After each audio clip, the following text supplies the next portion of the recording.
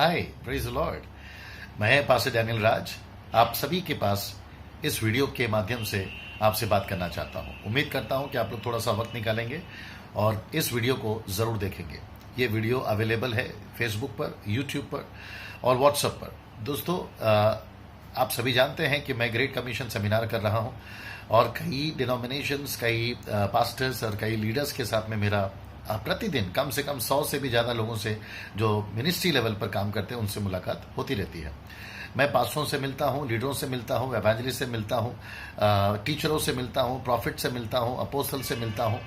और जब मैं मिलता हूं और कलीसियाओं में जाता हूं, अलग अलग डिनोमिनेशंस में जाता हूं, तो एक ऐसी चीज़ है या एक ऐसा टॉपिक है जो बहुत उठकर आता है फिलहाल अभी तक मेरे नज़र में, वो है महिलाओं को लेकर। क्या महिलाएं पास्टर बन सकती हैं? क्या महिलाएं बपतिस्मा दे सकती हैं? क्या महिलाएं प्रभु भोज दे सकती हैं? क्या महिलाएं कलीसिया में टीचिंग दे सकती है? क्या महिलाएं कलीसिया चला सकती है? यही सवाल बहुत सारी महिलाओं ने भी मुझसे पूछा है, जो सेविकाएं करना तो चाहती हैं लेकिन वो कुछ बातों को लेकर रुक जाती हैं या उन्हें रोका जाता है। दोस्तों, मैंने कोशिश करी है इस बात को सामने आपके पास रखने के लिए। अगर आप उसमें से वो महिला हैं या आप उसमें से वो पास्टर हैं या लीडर हैं या मिनिस्टर हैं, जो आप भी शायद इस बात को लेकर सोच रहे होंगे कि क्या ये कर सकते हैं, क्योंकि बहुत कुछ स्पष्ट नहीं है, बहुत कुछ क्लियर नहीं है। कोई ऐसा कहता है तो कोई वैसा कहता है, ठीक है ना। तो मैंने कोशिश करी है कि मैं इस सब्जेक्ट के साथ या इस टॉपिक के साथ इस वक्त में, जबकि मैं मध्य प्रदेश के एक ऐसे क्षेत्र में हूं जिसको मंडला कहते हैं, और यहाँ पे कल से मेरी सेमिनार स्टार्ट होने वाली है। तो अभी इस वक्त में मैं अपने कमरे में हूँ, होटल के कमरे में हूँ, और मैंने ये उचित समझा कि इस वक्त में मैं ये रिकॉर्ड करूँ और आप तक मैं भेजूँ। सो मैं उम्मीद करता हूँ कि आप मुझे इस वक्त में सुनेंगे।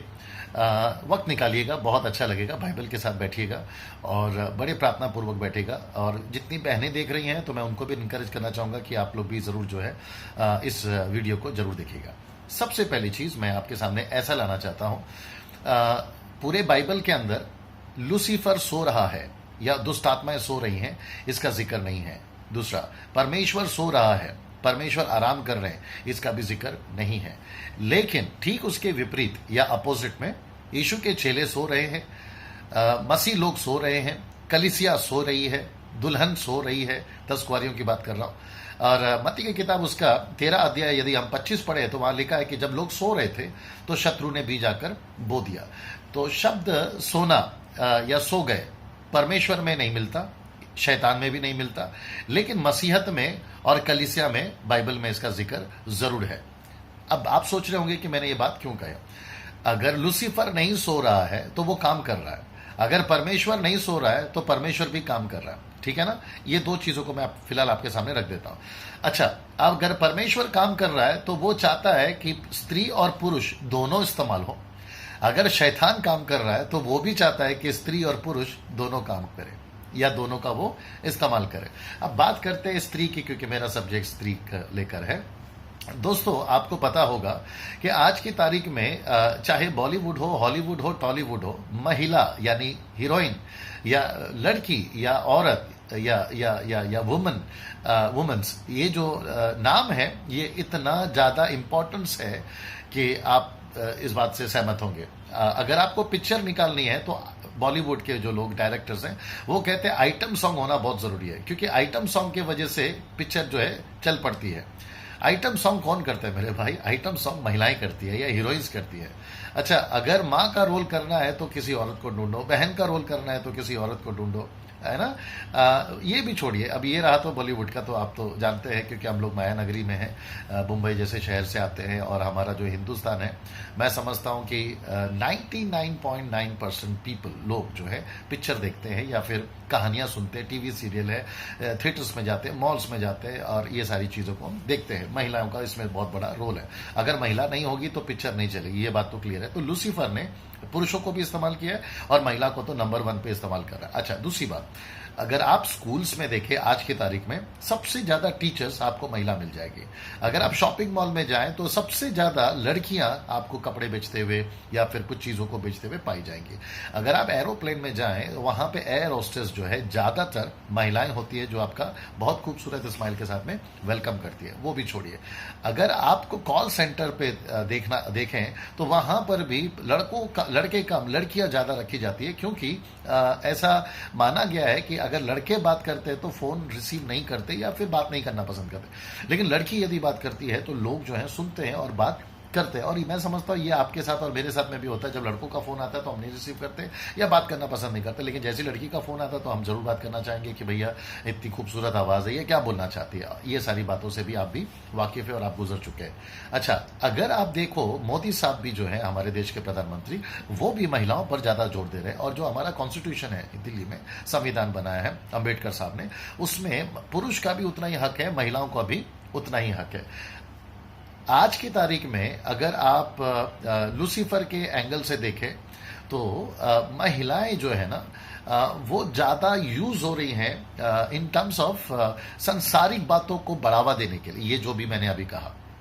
लेकिन ठीक उसके अपोजिट में अगर आप कलीसिया को देखें या परमेश्वर के काम को देखें या परमेश्वर को देखें तो हम देखते हैं पास्टर सबसे ज्यादा कौन है? पुरुष है।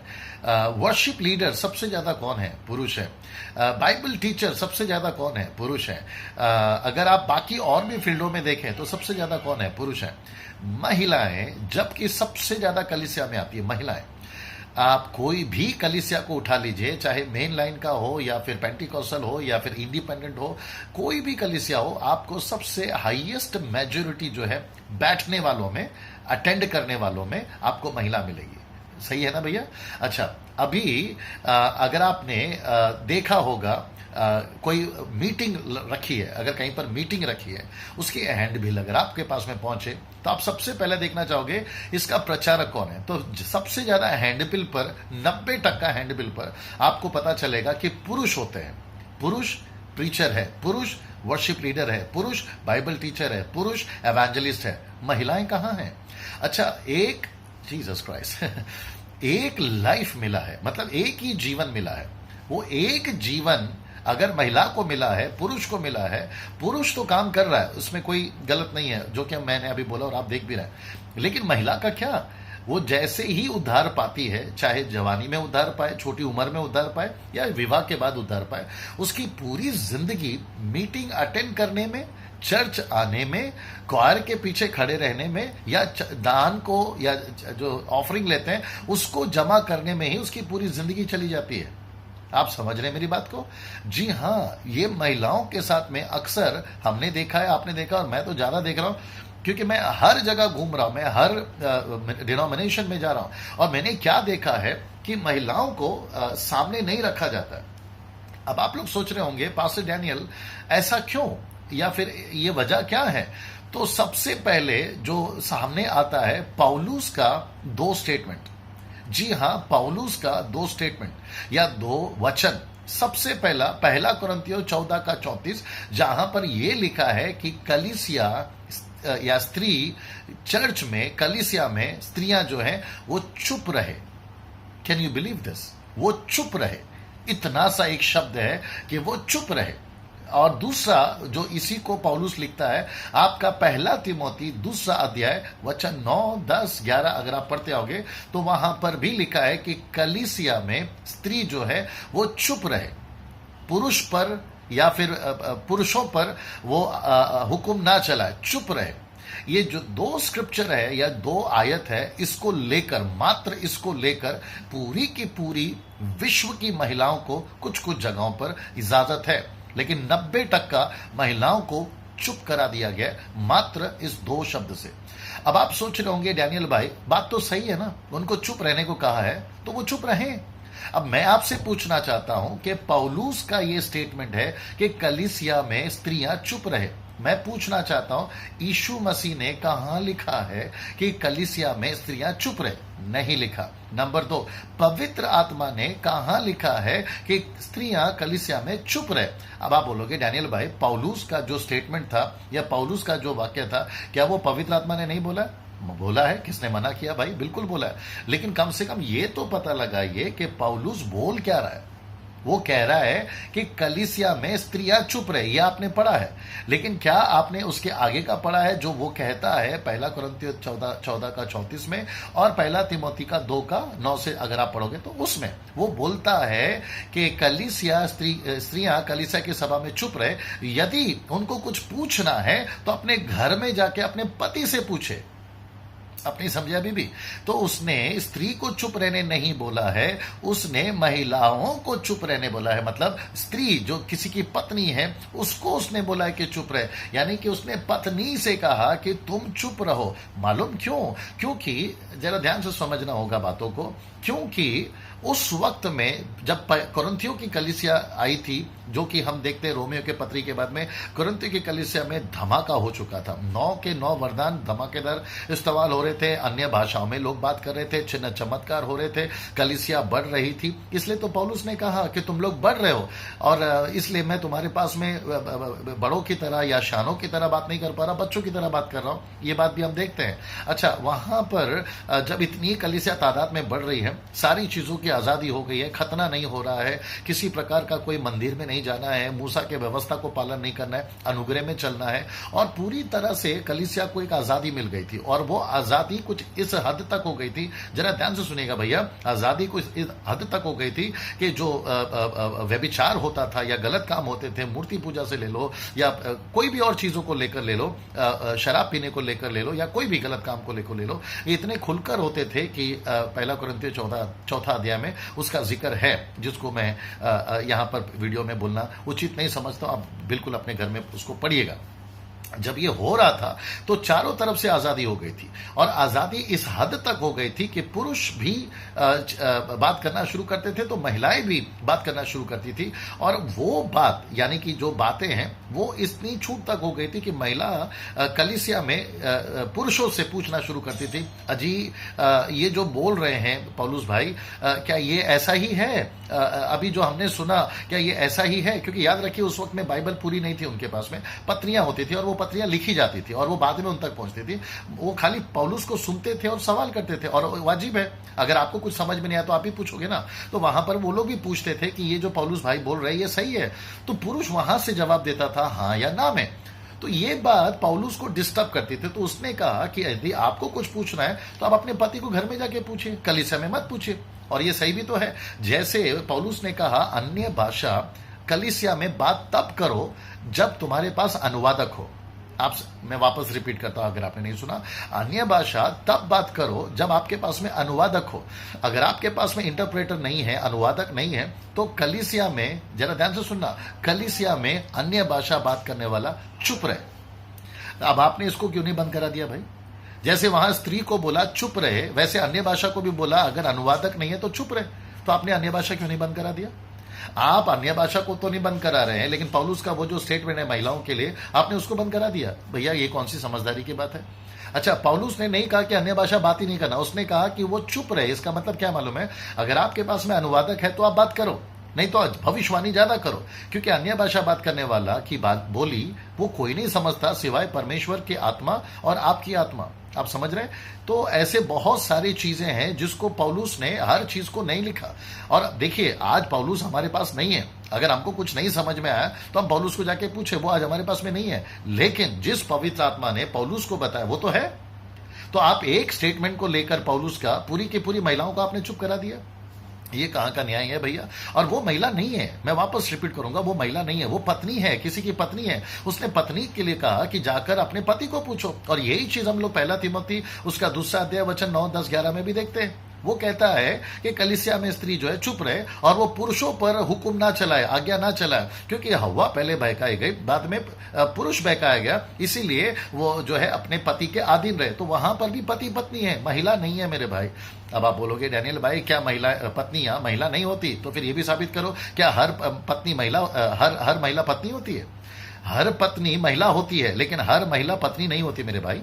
आप समझ रहे हो? तो पौलुस ने, अच्छा ये रहा आपका हिंदी बाइबल, ये रहा आपका मराठी बाइबल, तेलुगु, तमिल, बाकी सारी लैंग्वेज, लेकिन क्या कभी आपने ओरिजिनल बाइबल पढ़ा है हिब्रू और यूनानी भाषा में?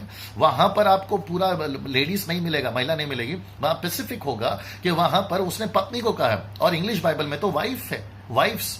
आप समझ रहे हैं? तो वो पत्नी का जिक्र है वहां पर। आप एक एंगल को पढ़कर या एक भाषा को पढ़कर आपने पूरी की पूरी जो एक स्टेटमेंट बना दी कि महिला कलीसिया में चुप रहे पौलुस के स्टेटमेंट को लेकर। अच्छा, पौलुस की कुछ बातें पतरस को समझ में नहीं आती थी, इसका भी जिक्र बाइबल में, मैं वो भी बता देता हूं। दूसरा पतरस उसका 3 अध्याय वचन 15 में वहां पर लिखा है कि हमारे प्रभु यीशु मसीह को उद्धार को धीरज समझो, जैसे हमारे प्रिय भाई पौलुस ने भी अपनी पत्रियों में बहुत सारी बातों का जिक्र किया।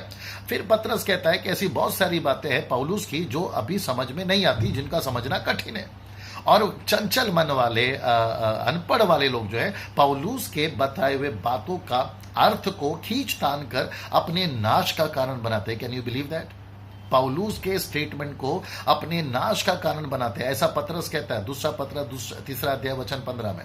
अब आप सोच के देखिए, अगर उस वक्त में पौलुस की बातों को, जबकि पौलुस है, पतरस है, पवित्र आत्मा है, अगर उस वक्त में पौलुस के स्टेटमेंट को पतरस नहीं समझ सका, वहां के लोग नहीं समझ सके, और पौलुस के स्टेटमेंट को नाश का कारण बना दिए, ऐसा भी लिखा है, तो आप सोच के देखिए 2017 चल रहा है, 2000 खत्म हो चुके हैं, पौलुस नहीं है हमारे पास में। अब हम उसके कुछ कुछ स्टेटमेंट को लेकर ये कैसे कह देते हैं कि देखो पौलुस ने लिखा है इसलिए हम नहीं करेंगे? भैया पवित्र आत्मा तो है, आपका विवेक, आपका आत्मा पवित्र आत्मा से जब बात करता है तो वो पवित्र आत्मा अभी आपको कुछ कहना चाहता है, कम से कम वो तो कर लीजिए। अब कुछ कुछ चीजें हैं जो पौलुस की है जो कि मुझे थोड़ा सा परेशान करती है। वो कहती है कि पुरुष ने सर पर ढककर प्रार्थना नहीं करना चाहिए। ये कहां लिखा है? 1 कुरिन्थियों 11 अध्याय में लिखा है, सर पर पुरुष ने कपड़ा ढककर प्रार्थना नहीं करना चाहिए। अब मेरे दिमाग में ये बात आ रही है, अभी मेरे सर पे भी कपड़ा नहीं है। पता है क्यों नहीं है? क्योंकि मैं सिख कल्चर से नहीं आता, मैं पंजाबी कल्चर से नहीं आता, और मुझे टोपी या कपड़ा डालने की कोई जरूरत नहीं है।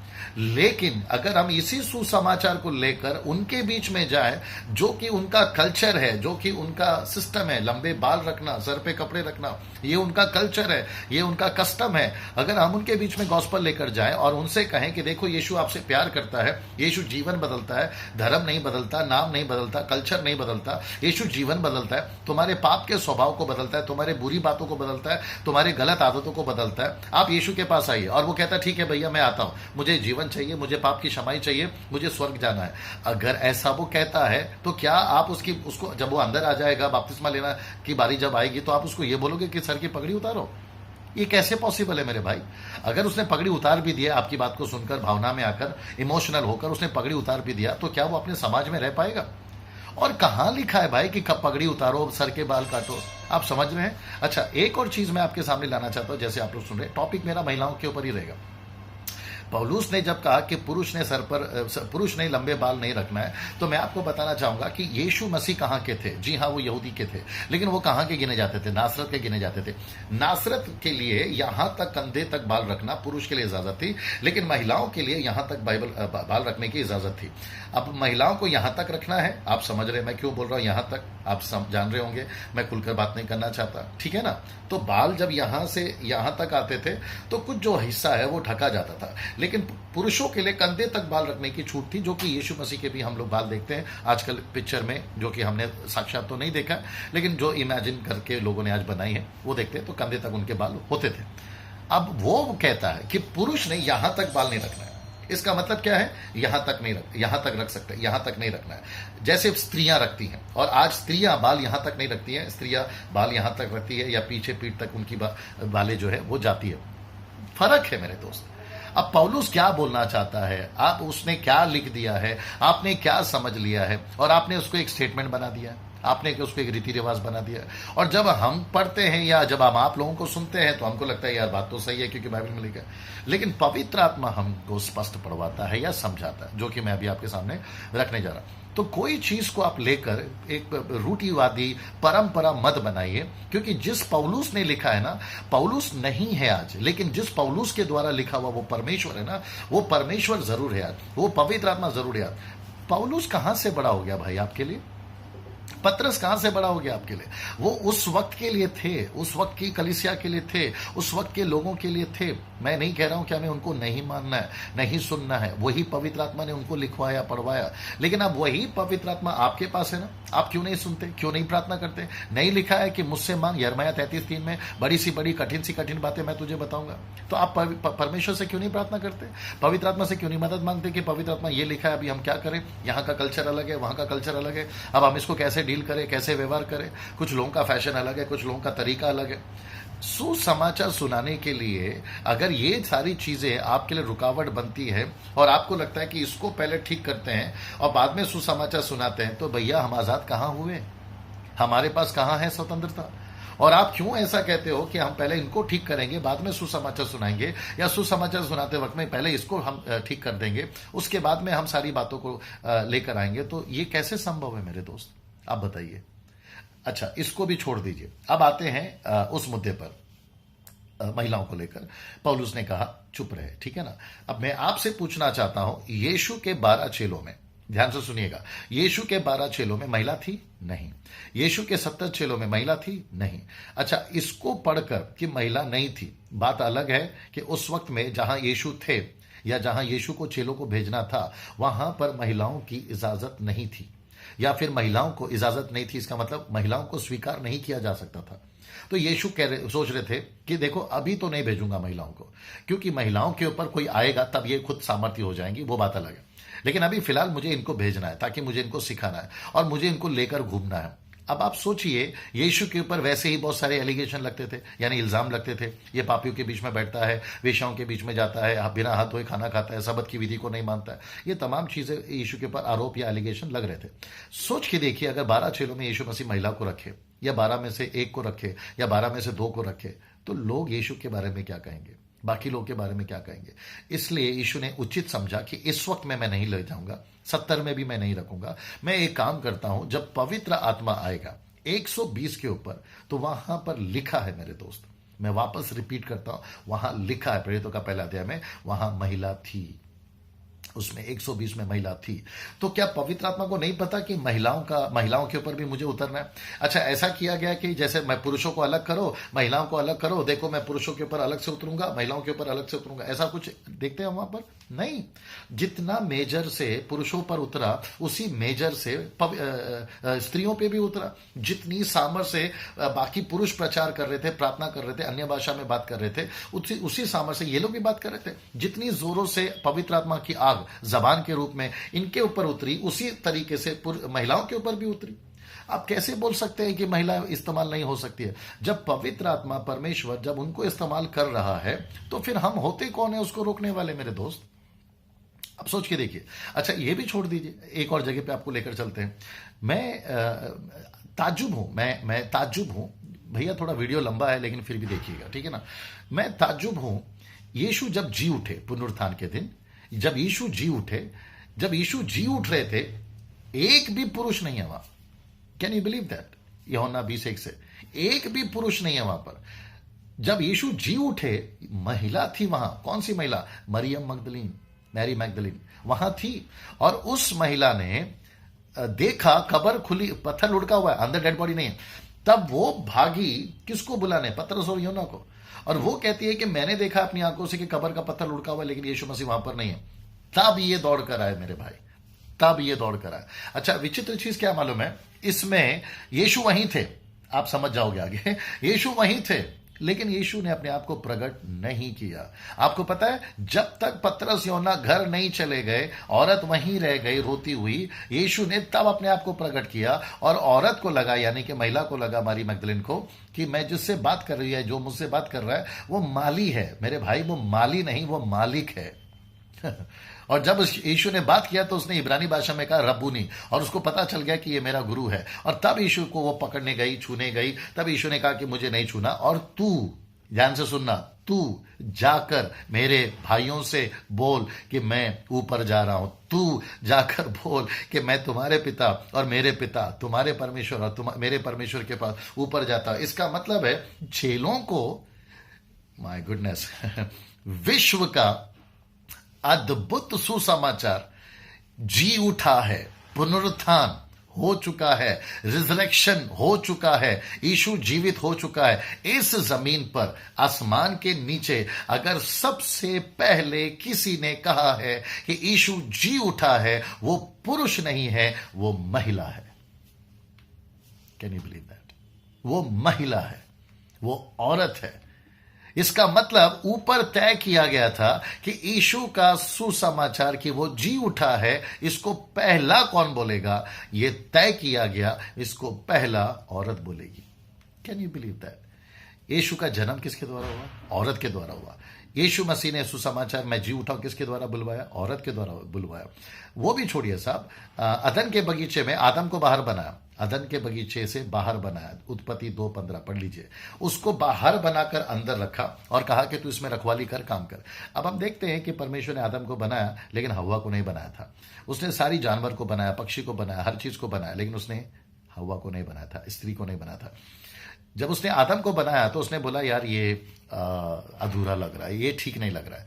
जब उसने आदम को नींद में डाला, उसी की पसली निकालकर उसी के हड्डी मांस में से उसको बनाया, तब ये कहता है कि अब ये अच्छा है। और वहां पे बाप रे वहां पे परमेश्वर ने हव्वा को बनाने के बाद लिखा है आराम किया, उसने आराम किया। इसका मतलब क्या है मालूम है? बहुत बहुत बहुत अद्भुत चीज बोलने जा रहा हूं साहब, जरा ध्यान से सुनिएगा। माँ बाप के लिए जब बेटा पैदा होता है ना, माँ बाप की चिंता एक ही रहती है, ये बड़ा कब होगा। जब वो बड़ा हो जाता है ना, तो माँ बाप की चिंता रहती है ये स्कूल कब जाएगा। जब वो स्कूल चला जाता है तो माँ बाप की चिंता रहती है ये कॉलेज कब जाएगा। जब कॉलेज खत्म हो जाता है तो माँ बाप की चिंता रहती है नौकरी कब ढूंढेगा। जब नौकरी खत्म हो जाती है तो माँ बाप की चिंता रहती है इसका जीवन साथी कैसा होगा। और जब जीवन साथी मिल जाता है, कैन यू बिलीव दैट? जब जीवन साथी मिल जाता है, किसको? उस लड़के को, उसकी पत्नी मिल जाती है, तब माँ बाप कहते हैं कि मेरी जिम्मेदारी पूरी हो गई। और उस पल से लेकर उस लड़के के मरने तक माँ बाप को सुकून होता है, यकीन होता है कि अब इसकी जिम्मेदारी इस औरत की है, ये संभालेगी। और मैं आपको अंदर की बात बताऊं, लड़का जब शादी करता है किसी भी लड़की से, तो वो अपने ज्यादा उम्र वाली से नहीं करता, अपने से छोटी उम्र वाली से करता है। मालूम है क्यों? क्योंकि उसको पता है कि अगर मेरा जाने का वक्त आया, मुझे माँ बाप, भाई बहन, दोस्त, पड़ोसी साथ देंगे या नहीं देंगे, लेकिन मेरी जो अर्धांगिनी है, मेरी जो जीवन साथनी है, मेरी जो वाइफ है, वो मुझे जरूर साथ देगी। और उस वजह से वो कहता है कि मैं छोटी वाली से करूंगा, क्योंकि ये बाद में मरे, मैं पहले मरूं। Can you believe this? ये सिस्टम है साहब, ये हो रहा है साहब, और आप भी जानते हैं इस बात को। चलिए वो भी छोड़िए, आपको एक वचन पढ़वाते हैं। यिर्मयाह की किताब, उसका 22वां अध्याय वचन 22 का 31, यिर्मयाह चैप्टर 22 वर्स 31। वहां लिखा है, हे भटकने वाली कन्या, तू कब तक इधर उधर भटकती रहेगी? यहोवा की एक नई सृष्टि पृथ्वी पर प्रकट होगी, अर्थात नारी पुरुष की रक्षा करेगी। Can you believe that? नारी पुरुष की रक्षा करेगी। अब प्रश्न यह उठता है कि नारी पुरुष की रक्षा करेगी, और आज भी यही हो रहा है। 21 सदी की बात कर रहा हूं मैं, आज के पुरुषों की बात कर रहा हूं। अगर आपको शादी करना है तो लोग क्या बोलते हैं? नौकरी वाली ढूंढना, नर्स होगी तो ढूंढना, डॉक्टर होगी तो ढूंढना, एयर होस्टेस होगी तो ढूंढना, सेल्स गर्ल होगी तो ढूंढना। यही ढूंढते हैं ना हम लोग, आप लोग शादी के पश्चात टाइम पर। अच्छा, ये क्यों करते हैं? क्योंकि हमको पता है कि अगर वो भी काम करेगी, ये भी काम करेंगे, तो जो है आमदनी बढ़ती है, घर अच्छा चलता है, और बहुत सारी चीजें हैं। तो यहां पर क्या हो रहा है? वचन पूरा हो रहा है। अच्छा, वो भी छोड़िए, अगर आपको घर में कोई चीज खरीदनी हो, टीवी, फ्रिज, या घर खरीदना हो, जमीन खरीदना हो, आप किसको पूछते हैं? महिलाओं को पूछते हैं। मैं बताऊं कौन सी वाली महिला? अगर माँ है तो माँ को पूछते हैं, बहन है तो बहन को पूछते हैं, पत्नी है तो पत्नी को पूछते हैं आप। ये होता है कि नहीं होता? अब अगर आप कहते हो कि पास्टर डैनियल, हम महिलाओं को पुलपिट पे इसलिए नहीं खड़ा करते कि खेल बिगाड़ देती है। भाई, आपकी पूरी जिंदगी नहीं बिगाड़ रही है तो आपका पुलपिट कैसे बिगाड़ देगी? आपका जीवन नहीं बिगाड़ रही है, आपके जीवन संभाल रही है, तो आपका चर्च कैसे बिगाड़ देगी? अच्छा, कुछ लोग मुझे डायलॉग मारते हैं, कहते हैं डैनियल भाई आप लगता है भूल गए, अदन के बगीचे में खेल सारा बिगाड़ी वो महिला थी। मैं आपको प्रूफ करता हूं कि महिला ने खेल नहीं बिगाड़ा है, पुरुष ने खेल बिगाड़ा है। मतलब हव्वा ने नहीं, आदम ने बिगाड़ा है। अब आप बोलोगे कैसे? इतना बता दीजिए, प्रतिज्ञा किसके साथ थी? हव्वा के साथ थी कि आदम के साथ थी? आदम के साथ थी ना। तो फल खाया किसने? हव्वा ने पहले खाया। कुछ हुआ? कुछ भी नहीं हुआ। उसकी आंख खुली? नहीं खुली। बाइबल पढ़ लीजिए। लेकिन जैसे ही आदम ने खाया तब आंख खुली। और तब सारा खेल बिगड़ा। तो कहां बिगाड़ा भाई? हवा ने खेल तो आदम ने बिगाड़ा। अच्छा, हवा ने खिलाया, आपने क्यों खाया? आपको नहीं समझती? अच्छा, आज आपको कोई धक्का मार दे, खड्डे में जाके गिरो, चलो मैं धक्का मारा, आप गिर जाते हैं क्या उसके अंदर? आप नहीं बोलते भाई ये गलत है, मेरे को कैसे धक्का मार दिया तुमने, मैं क्यों गिरूंगा? वैसे ही आदम को नहीं समझ में आया था कि मुझे ये फल नहीं खाना, उसको तो पहले बताया गया था कि ये फल नहीं खाना, फिर भी उसने पूछा कौन सा फल खाई? बीच वाला पेड़ का फल खाए, फिर खा कैसे लिया भैया? तो इसका मतलब है आदम ने खेल नहीं बिगाड़ा है, हवा ने खेल नहीं बिगाड़ा है, आदम ने खेल बिगाड़ा है। तो आप हवा को क्यों बदनाम कर रहे हैं? अब एक आखिरी चीज ध्यान से सुनिएगा। आप देसी हो या विदेशी हो, भारतीय हो या फिर अमेरिकन और अफ्रीकन या फिर चाइनीज कंट्री का, कहीं के भी हो, आप अगर कलीसिया हैं, पुरुषों से बात कर रहा हूं, अगर आप कलीसिया हैं, मैं आपको बताऊं आप पुरुष नहीं हैं। Can you believe that? मैं वापस कहता हूं आप पुरुष नहीं हैं। आप जानते हो आपको यीशु ने क्या नाम दिया है, यानी कलीसिया को क्या नाम दिया है? दुल्हन। जब पुरुष होकर मैं खुद पुरुष नहीं हूं, मैं किसी की पत्नी हूं, मैं किसी की दुल्हन हूं, आप खुद भी लेडीज हैं, आप खुद भी, आत्मिक बात हो रही है, आप खुद भी महिला है, तो आपको महिलाओं से क्या परेशानी है भाई? क्या परहेज है? सुनिए ध्यान से। कहते हैं कि हम लेडीज को पास्टर बनने नहीं दे सकते, लेडीज को दान देने के लिए, ऑफरिंग लेने के लिए, प्रभु भोज लेने के लिए, बपतिस्मा देने के लिए नहीं दे सकते। क्यों? जरा ध्यान से सुनना। आपको पता है फाइवफोल्ड मिनिस्ट्री किसको कहते हैं? इधर देखिए, ये है आपका प्रेरित, ये है आपका भविष्यवक्ता, ये है आपका सुसमाचारक, ये है आपका पास्टर, और ये रहा आपका शिक्षक, apostle, prophet, evangelist, pastors and teacher. ये 5 प्रकार की सेविकाई कहां से आई? ये 5 प्रकार की सेविकाई मैं बताता हूं कहां पे है। इफिसी की किताब उसका 4 अध्याय वचन 11 में, फाइवफोल्ड मिनिस्ट्री, परमेश्वर यीशु मसीह ने प्रेरितों को, भविष्यवक्ताओं को, सुसमाचारकों को, शिक्षकों को और टीचरों को, जो है पास्टरों को नियुक्त किया, लिखा है। लेकिन ये 5 कहां से आए? आपने कभी वो ध्यान दिया? मैं बताता हूं। उसी के पीछे आ जाइए, यानी कि आपने 11 पढ़ा ना, अभी इफिसियों 4 का 8 पढ़िए। वहां लिखा है वो ऊंचे पर उठाया गया, और जो नीचे थे बंदी में, कैप्टिव थे, उनको छुटकारा दिया, और उसने मनुष्यों को दान दिया। ध्यान से सुनना, मनुष्यों को दान दिया। इंग्लिश में MAN नहीं है, इंग्लिश में MEN है। इसका मतलब है no, he didn't give the gifts to man, he give the gifts to men. और मैन का मतलब है केवल पुरुष, मेन का मतलब है मैनकाइंड, और मैनकाइंड में 2 लोग आते हैं साहब, एक पुरुष और दूसरा स्त्री। जी हां, आपने ठीक सुना। और ये यीशु मसीह ने तय किया था कि अगर अपोस्तल बनेगा तो दोनों बनेंगे, भविष्यवक्ता बनेगा तो दोनों बनेंगे, सुसमाचारक बनेगा तो दोनों बनेंगे, पास्टर बनेगा तो दोनों बनोगे, शिक्षक बनेगा तो दोनों बनोगे। कहां रहा? और ये स्टेटमेंट किसका है साहब? ताज्जुब की बात है, ये भी पौलुस ने लिखा है। जब पौलुस लिख रहा है तो क्या उसको नहीं पता कि महिलाओं को क्या मौका देना है? मैं वापस कहता हूं, उसने महिला को 1 कुरिन्थियों 14:34 में चुप रहने नहीं बोला, उसने पत्नियों को चुप रहने बोला। वो किसी की पत्नी थी, उसको बोला तेरी बीवी को चुप करा, अगर उसको कुछ पूछना है तो तुझे जाके पूछे। उसने पूरी महिलाओं को चुप नहीं कराया। मेरे भाई, बाइबल को ठीक से पढ़िए। मैं और एक जगह पे ले चलता हूं। आपको पता है 2 तिमोथी 2 अध्याय वचन 2 में क्या लिखा है? पौलुस कहता है तिमोथी से कि जो बातें तूने मुझसे सीखे उन्हें मनुष्यों को सिखा, not man, MAN, it is not MAN, it is main, MEN। तो वहां पर भी वो कहता है कि जो बातें मैंने तुझे सिखाई है वो उन्हें सिखा, यानी कि पुरुष और स्त्री को, दोनों को सिखा। जब ये बातें आपके बाइबल में है, वो भी पढ़ रहे हैं, वो भी पौलुस की बातें हैं, तो फिर आप कैसे कर सकते हैं? देखो कितना फर्क है। यहां पत्नी को कह रहा है चुप रहे, और यहां महिलाओं को कह रहा है कि सिखाओ। यहां पत्नी को कहता है कि पति को जाके पूछो, और यहां तिमोथी को कहता है कि औरतों को भी सिखाओ। आप है मेरे साथ में? यहां महिलाओं को कहता है कि अपने घर पे जाके पति को पूछो, लेकिन यहां पे महिलाओं को कहता है कि आप अपोस्तल भी हो सकती है, प्रॉफिट भी हो सकती है, एवेंजलिस्ट भी हो सकती है, पास्टर भी हो सकती है, टीचर भी हो सकती है। इसका मतलब पौलुस ने कभी नहीं चाहा था कि महिलाएं जो है वो चुप रहे। अगर आपको मैं थोड़ा सा याद दिला दूं, प्रेरितों की किताब 9 अध्याय वचन 1 में, दमिश्क में जब वो लेटर लेकर गवर्नर से, जब वो मसीहों को जब बंदी कराने लेकर गया था, लेटर में, ध्यान से सुनना, लेटर में मेंशन था, पत्र में मेंशन था, क्या पुरुष क्या स्त्री, कैन यू बिलीव दैट? क्या पुरुष क्या स्त्री जो मिले उसको जेल में डालूंगा, ऐसा बोलता है। इसका मतलब है पौलुस को मालूम था कि पुरुष भी सेवा कर रहे यीशु का और स्त्री भी सेवा कर रही है, तो मैं पुरुष को भी पकड़ूंगा, स्त्री को भी पकड़ूंगा। Can you believe that? वो छोड़िए साहब, प्रेरितों का 18 अध्याय, प्रेरितों का 19 अध्याय में एक्विला और प्रिस्किल्ला कौन है? ये पति पत्नी है। और आप देखोगे ना, पहला एक्विला को अधिकार देता है कि आप कलीसिया चलाओ, पति पत्नी बोलता है, नाम पहला एक्विला। लेकिन जब कलीसिया को छोड़कर जाता है एफेसू की कलीसिया को, तो प्रिस्किल्ला का नाम पहले लिखता है, एक्विला का नाम बाद में लिखता है। यानी कि पत्नी का नाम पहला है, पति का नाम बाद में। ये आपके बाइबल में है। और ये दोनों कौन है? ये पौलुस के चेले, पौलुस के चेले और चेली हैं भाई मेरे। तो इसका मतलब ये हुआ कि आप आज महिलाओं को मौका नहीं दे रहे हो पौलुस के ये दो स्टेटमेंट से, जिसको मैंने अभी क्लियर कर दिया कि पौलुस ने पत्नी को चुप रहने को बोला है, महिलाओं को नहीं। राइट?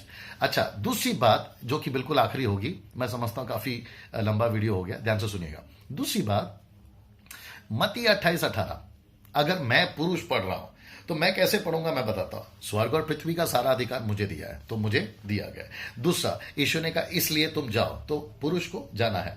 तीसरा कहता है जाकर सारी जाति के लोगों को चेला बनाओ, तो पुरुष को चेला बनाना है। फिर कहता है पिता पुत्र पवित्र आत्मा के नाम से बपतिस्मा देना, तो पुरुष को बपतिस्मा देना है। फिर कहता है कि जो बातें मैंने तुम्हें आज्ञा मानने को सिखाई है उन्हें मानने को सिखाना, यानी पुरुष को उनको सिखाना। और फिर कहता है कि जगत के अंत तक मैं तुम्हारे साथ रहूंगा, यानी पुरुष के साथ रहेगा। आप ध्यान से सुनना, यही अगर महिला पढ़े तो, इसी बाइबल को अगर महिला पढ़े तो महिला क्या पढ़ रही है? अच्छा, यीशु मसीह महिला का है, हाँ। बपतिस्मा महिलाओं के लिए है, हाँ। पवित्र आत्मा महिलाओं के लिए, हाँ। सैल्वेशन उद्धार महिलाओं के लिए, हाँ। स्वर्ग महिलाओं के लिए, हाँ। तो ये सब महिलाओं के लिए है, तो क्या मत्ती 28:18 महिलाओं के लिए नहीं है मेरे भाई? क्या बात कर रहे हो यार?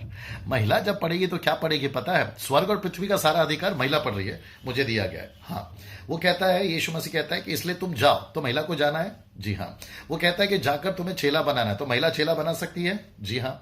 क्या वो बपतिस्मा दे सकती है? जी हाँ। क्या वो यीशु की बातें सिखा सकती है? जी हाँ। और यीशु मसीह जैसे पुरुष के साथ था, कैसे महिलाओं के साथ भी रह सकता है? जी हाँ।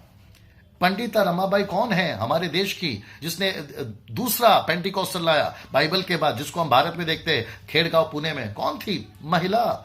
जॉयस मेयर कौन है? महिला। कैथरीन कुलमन कौन है? महिला। पॉल यंगीचो की मिनिस्ट्री में 70% प्रार्थना योद्धा वाली, जिन्होंने प्रार्थना का पहाड़ बनाकर अंधकार की ताकतों को गिरा, कौन है? महिला। और आज भी उनके मिनिस्ट्री में 70% पास्टर्स कौन है पता है? लेडीज है, महिला। Can you believe that? और किसने कह दिया कि महिला ये नहीं कर सकती, वो नहीं कर सकती? वो मेरे भाई, मैं और आप होते कौन है उसको रोकने वाले? जब परमेश्वर कहता है कि मैं अगर महिलाओं को एस्तर को यूज कर सकता हूं, दबोरा का यूज कर सकता हूं, मूसा की बहन मरियम का यूज कर सकता हूं, तो आप और मैं होते कौन है उसको रोकने वाले? ये परमेश्वर तय करेगा ना कि किसको यूज करना है, किसको यूज नहीं करना है। कलीसिया उसकी है, अधिकार वो है, मालिक वो है, बॉस वो है। हम बीच में कहां से घुस गए, और हमारी परंपरा और हमारे रीति रिवाज कहां से घुस गए मेरे भाई? और ये चक्कर में पता है, महिलाओं को जब हम मौका नहीं दे रहे हैं तो वो क्या कर रही है? वो टाइम पास कर रही हैं। वो जवान लड़कियां कहां जा रही हैं? लड़कों के पीछे जा रही हैं। औरतें कहां जा रही हैं? बाकी सारे बकवासों में या वाद विवादों में या फिर गलत बातों में पड़ रही हैं, क्योंकि उनके पास में मिशन नहीं है, उनके पास में काम नहीं है। आप है मेरे साथ में? अगर हम उनको मौका नहीं देंगे, हम जो मिनिस्टर्स हैं, सो कॉल्ड प्रभु के लोग हैं, चाहे देशी हो या विदेशी हो, अगर हम उनको मौका नहीं देंगे और उनको उनकी जो जगह नहीं बताएंगे, तो लूसीफर तो उनका इस्तेमाल करेगा ही ना मेरे भाई। अब है कि नहीं मेरे साथ में? अब प्रश्न ये उठता है कि अगर हमने उनको कामों में लगा दिया और हमने ये सारे के सारे बैरियर्स या रुकावटें हटा दी, तो क्यों नहीं परमेश्वर उनका इस्तेमाल करेगा? आप है मेरे साथ में? तो मैं रिक्वेस्ट करता हूं आप सभी लोगों से जो इस वक्त में वीडियो को देख रहे होंगे यूट्यूब, फेसबुक या व्हाट्सएप पर, मैं इंकरेज करना चाहता हूं मेरे भाई, अगर आप पास्टर है, लीडर हैं, एवेंजलिस्ट है, बिशप है, रेवरेंड है, आप जो भी हैं, आपको सलूट है सर, आपकी सेविकाई को सलूट है सर। लेकिन रिक्वेस्ट करता हूं कि गलत इंटरप्रेट कर पौलुस के स्टेटमेंट का गलत इंटरप्रेट कर पूरी की पूरी महिलाओं को चुप मत कराइए, चुप मत कराइए। उनको मौका दीजिए, उनका अधिकार दीजिए। कैथोलिक चर्च समझ रहा है, मेथोडिस्ट चर्च समझ रहा है, बाकी और भी डिनोमिनेशन जो मेन लाइन है वो समझ रहे हैं, क्योंकि कैथोलिक में पहले ऑल्टर बॉय होते थे, अभी ऑल्टर गर्ल आ गई है। क्वायर के अंदर गर्ल्स नहीं होते थे, अभी क्वायर के अंदर कैथोलिक, मैं कैथोलिक से आता हूँ, कैथोलिक में गर्ल्स भी आना शुरू हो गए। पहला नहीं था, मेरे टाइम पे तो नहीं था। आप है मेरे साथ में? इसका मतलब ये नहीं कि मैं अभी वहां जाता हूं मैं पूरा तरह से प्रभु में चलता हूं, वो बात अलग है।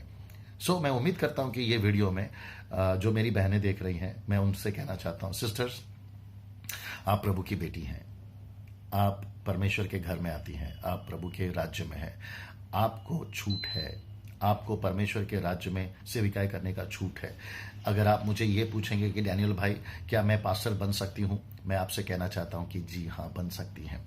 पास्टर डैनियल क्या मैं बपतिस्मा दे सकती हूँ? जवाब है जी हाँ, दे सकती हैं। क्या मैं प्रभु भोज दे सकती हूँ? जवाब है जी हाँ, आप दे सकती हैं। क्या मैं कलीसिया बनाकर चला सकती हूँ? तो जवाब है जी हाँ है। अगर आप मुझे पूछेंगे डैनियल भाई कुछ ऐसा रेफरेंस दे दीजिए या कुछ ऐसी बात बता दीजिए, तो मैं आपसे कहना चाहता हूँ यूहन्ना 4:34 में यीशु ने जब सामरी औरत का जीवन बदल दिया, वो गांव गई, उसने गांव के लोगों को इकट्ठा करके लेकर आए। गांव के लोगों ने कहा हमारे साथ 2 दिन रहिए। यीशु वहाँ 2 दिन रहे। अब मुझे बताइए 2 दिन के बाद यीशु चले गए 12 चेलों के साथ, तो गांव में कौन रह गई? महिला। वो गांव कलीसिया का पास्टर कौन बना होगा? महिला, क्योंकि महिला थी ना जिसने उनको पूरा इकट्ठा करके लाया। तो वहां पे बपतिस्मा किसने दिया होगा? महिला।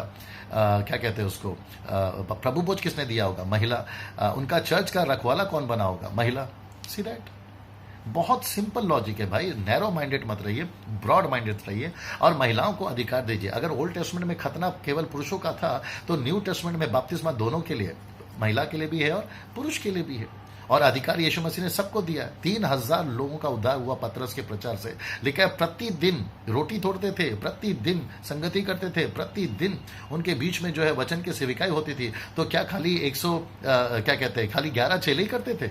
120 लोग नहीं करते थे? उसमें महिला नहीं थी, वो नहीं करते थे। अब हर चीज तो नहीं लिखा जाएगा ना मेरे भाई, इसलिए तो यीशु ने कहा, मैं बहुत कुछ बोलना चाहता हूं, आप नहीं समझोगे। यूहन्ना 14:12 में वो कहता है जब पवित्र आत्मा आएगा सारी बातें आपको बताएगा। तो पवित्र आत्मा बताएगा सेविकाई क्या करना है, सेविकाई कहाँ नहीं करना है। कुछ जगह पे पुरुषों को अलाउड नहीं है, कुछ जगह पे महिलाओं को अलाउड नहीं है। जहां पुरुषों को अलाउड नहीं है तो वहां पर कौन काम कर रही है? महिला। फिर वो कैसे हो गया? अच्छा, कुछ कुछ जातियों में महिलाओं को मौका पहला दिया जाता है, तो इसका मतलब क्या हो गया? वहां पर आप जब सुसमाचार लेकर जाओगे तो बोलोगे अब ये सिस्टम चेंज करो, क्योंकि यहाँ पर आपका जो है महिलाओं को ज्यादा अधिकार दिया जाता है, क्योंकि बाइबल में महिलाओं को चुप रहने को बोला है। तो क्या तुम आप पूरी कौम को चुप करा दोगे? भाई कैसे हो सकता है मेरे दोस्त? आप वहां मौका नहीं दोगे। अब आपका 1 कुरिन्थियों का 14:34 तो वहां फेल हो जाएगा। तो मेरे भाई ऐसा नहीं है। मैं विनती करता हूं कि सभी को मौका दीजिए और हमको सबको लेकर, पुरुष पुरुष को सुसमाचार सुनाए, महिला महिला को सुसमाचार सुनाए। अगर पूरा अपोजिट हो जाएगा तो गड़बड़ हो जाएगा सब। आप है मेरे साथ में? और ये जो जबान है ना महिलाओं के पास में, ये इतना पावरफुल है कि वो किसी को भी जीत सकती है। उसको मौका दीजिए जीतने का। ओके, सो मैंने कोशिश करी है, ये छोटा सा वीडियो या जो भी वक्त आपका मैंने लिया है, और मैं उम्मीद करता हूं कि आप इसको ज़रूर सुनेंगे, देखेंगे और शेयर करिए। जितने लोगों से आप शेयर कर सकते हैं शेयर करिए और मुझे ज़रूर फीडबैक दीजिए, कमेंट्स करिए। अगर आपको जैसा लगे, मेरा नंबर अगर आपको चाहिए मुझे आप कॉल कर सकते हैं, 9833737455 मेरा ये नंबर है। और मैं पूरे भारत के अंदर जो है सेमिनार कर रहा हूँ, लोगों को इक्विप कर रहा हूँ। अगर शैतान महिलाओं का इस्तेमाल कर सकता है अपना राज्य बढ़ाने के लिए, तो मैं लोगों को इनकरेज कर रहा हूं कि महिलाओं का इस्तेमाल करें परमेश्वर का राज्य बढ़ाने के लिए। अब आप तय करिए आपको क्या करना है। सो जय मसीह, गॉड ब्लेस यू। आप लोग अच्छा काम कर रहे हैं, आपको सलूट है। परमेश्वर आपको बहुत से आशीष दे और इसी तरीके से आप प्रभु के राज में बढ़ते चले जाए। जितनी मेरी बहनें मुझे देख रही हैं, मैं जरूर चाहूंगा कि आप लोग किसी से नहीं डरें, यीशु मसीह के पीछे चले, जैसी बाइबल कहती है वैसे करे, जैसे यीशु ने कहा वैसे करे, और बिल्कुल परमेश्वर के राज्य में आप बढ़ चढ़कर परमेश्वर के राज्य को बढ़ाएं। Thank you. जय मसीह, गॉड ब्लेस यू। प्रभु आपको बहुत आशीष दे। Thank you so much. Bless you all.